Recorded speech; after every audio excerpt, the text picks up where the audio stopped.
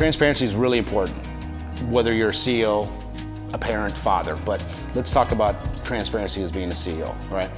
Transparency, at the end of the day, is revealing who you are, how you think, right? People, whether they do it intellectually, whether they do it unconsciously, whether they do it consciously, they pick up on these things. They pick up on the level of transparency, and transparency sort of equals honesty. When transparency doesn't exist, okay, people are forced to sort of create their own narrative of what they think is happening and create their own interpretation of what is happening. The problem is that we throw in our own biases. In general, people's biases are negative. In general, people think the worst thing is they always look at things as why they don't work as opposed to why they are working, right? We tend to always, our default tends to be negative. Areas where you have to be careful of what you share and what you don't share would more be things that have to do with business and strategic reasons that you don't want to get out. For example, I perhaps don't want to share what's going on with my business strategy 3 steps down the line to a certain employee because I'm not certain that that employee is going to be here 6 months from now. And that employee might end up working somewhere else, and so the time is not good to share that thing.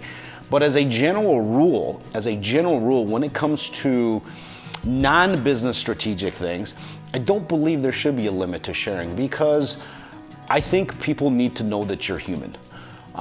We connect when we think that people are human. We connect when we think people are not super humans. Just because somebody is a manager or a CEO, it doesn't make them superhuman. They still were at one point a kid. They still had parents. They're just basically little kids that have grown up, but they're still human beings, and they have all the weaknesses and attributes that any other human being that is not a manager or leader has. So if they want to follow people, they need to follow what is a real person as opposed to an imaginary, powerful superhero. That one you can't connect with. It's too far away. But I can connect to an individual. I can connect to an individual that is having trouble with their marriage and can say, you know what, I'm struggling with my relationships or I'm struggling with the relationship with my child, because that humanizes you, okay?